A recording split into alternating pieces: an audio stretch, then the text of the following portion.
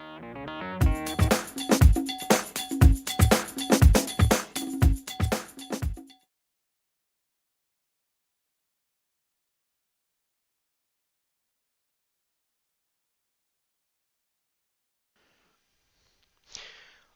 right, everybody. Welcome back to the laboratory. Dr. Cranky here.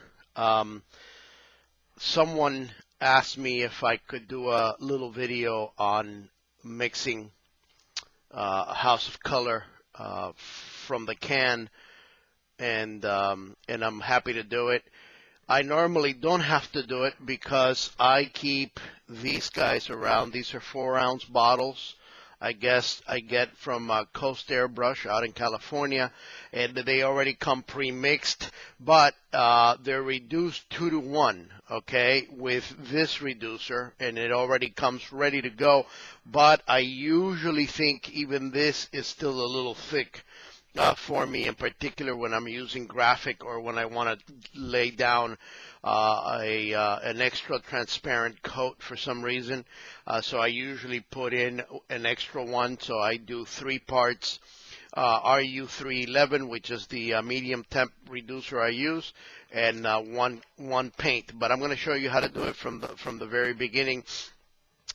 This is a can that I had gotten a while back. It's Pavo Purple base coat and shimmering bases, which are great.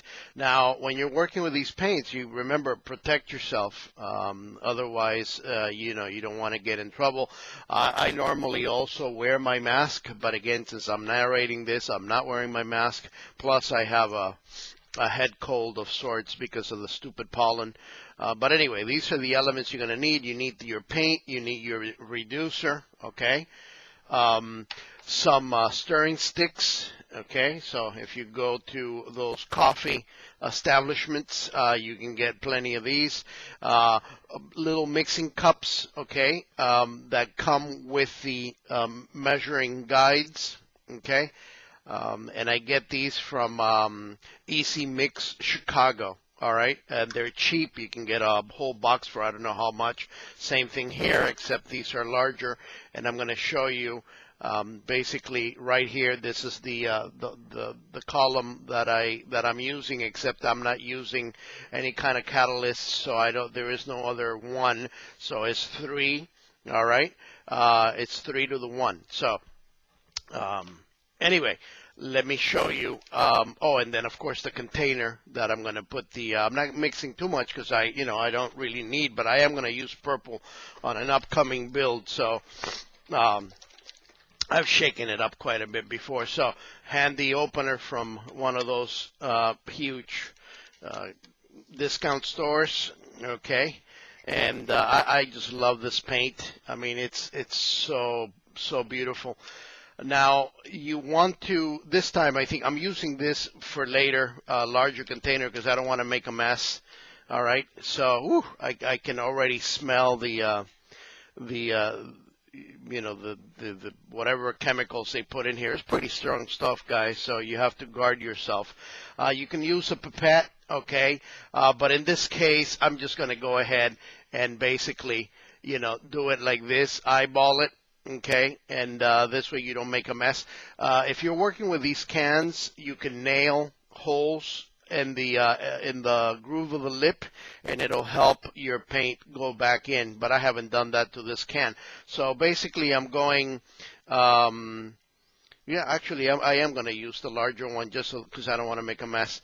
So I'm going with this, basically with this 3 right here. Well, or with the 1 actually, because we're doing 1 part paint to 3 reducers. So here we go. But I'm doing the larger one here because I'm going to mix a little bit more. You're going to see that right away the line comes up to the number pretty fast. There it is.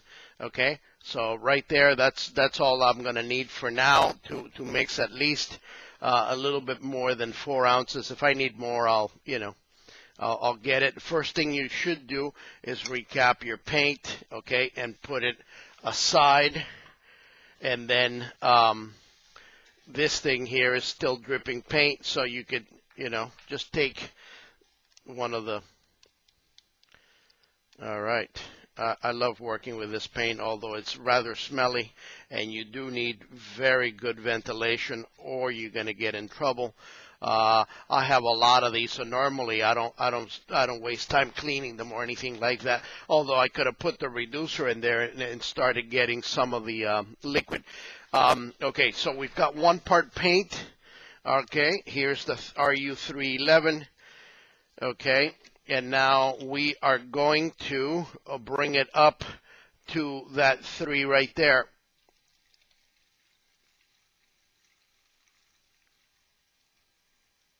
All right, beautiful.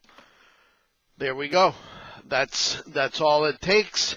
Recap your reducer. This is expensive stuff, which is why I keep cheap lacquer thinner around, because I don't want to clean my stuff, and I only use this for the mixing of the actual paint. It's a great idea to always see, I already made a little mess. Keep paper towels around. Okay, you don't want to make a mess out of your workbench here. It's a great idea to stay within the same paint line. I don't like to mix products. I mean, I'll do it with the clear coats and stuff like that, but with the actual paints, I learned long ago to spare myself a lot of heartache by just simply staying within a line. So if I'm using House of Kolor, I use House of Kolor stuff. If I'm using Auto Air colors, then I'm using Auto Air. If I'm using Tamiya, I use Tamiya, so on and so forth. You get the idea. But for my graphics and my, killer paint jobs, I'm calling them killer, hey, you can't beat House of Kolor. It's just a beautiful. I mean, I don't know if you could see the sparkle on that thing, but see how the paint is just the consistency, probably 1 degree below the consistency of milk. Okay, and it's just absolutely beautiful, and it's going to spray nice. In particular, also because it's got metal flake in there, so it's got that sparkle. So you want it to flow through the airbrush pretty darn well. But again, if I'm using graphics and I've already mixed the 3-1 and I realize that it's spattering or not flowing well out of the airbrush, I put a little bit more. I use a pipette for putting little drops into my airbrush, and you're good to go. I mean, you don't fear the stuff.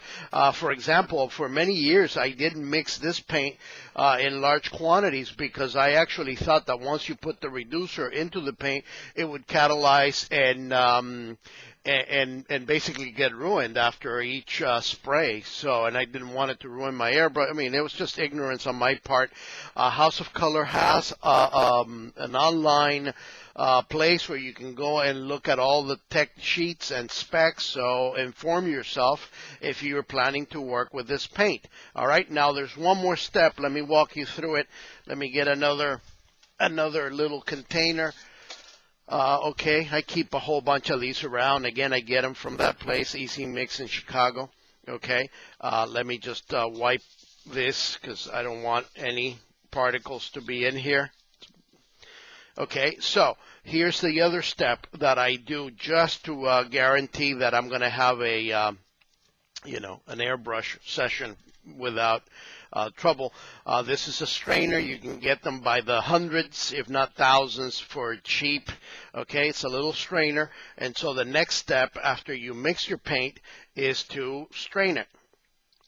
Okay. I'm getting the feeling that I've done more than 4 ounces here, but hey, we'll deal with it later. Okay, so there you go, and you see how thin that paint is now, and how how beautiful it runs, and that's how it's going to go out of the airbrush, and you want that, But again, don't be afraid. If you need to thin it a little bit more, then add a little bit more thinner. It's not a big deal. If you over thin, then you can put a little bit of paint back in there. So it's not, again, it's not going to be too much for you to figure out. Okay, now I'm going to need one more thing that I have forgotten. If I can find it, I can never find my little what do you call it? My little hold on, let me get it really fast. That's the beauty of wearing a microphone that you can walk around in. All right, here we go. You're going to need one of these, okay? And you're going to need to go very slow. All right, so again, it's not a big deal, but you got to go slow. Work very, very slow, and then just pour it into your container. And again, just as I suspected, I ended up mixing 2 batches, which is, it's not bad. Make sure it doesn't overflow on you. Okay. And here we go. I ended up mixing 8 ounces instead of, so you're good to go. These are the little bottles.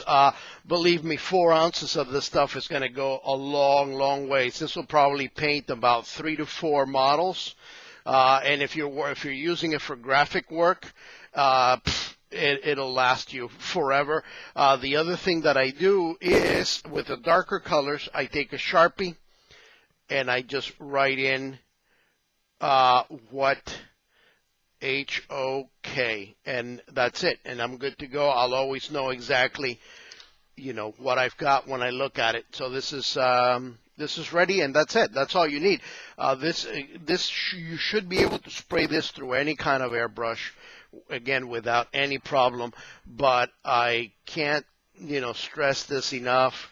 When you are working with House of Kolor, you have to protect your lungs. You should protect your lungs regardless of the kind of paint you're using.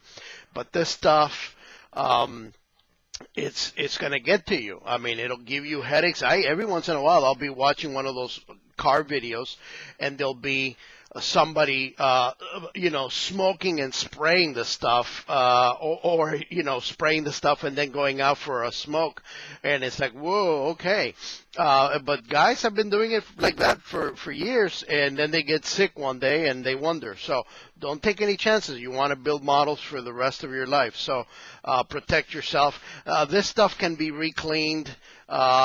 This I'll reclean and put away, but the other stuff I just simply toss it, in a double baggie or something, trash bag, and put it outside.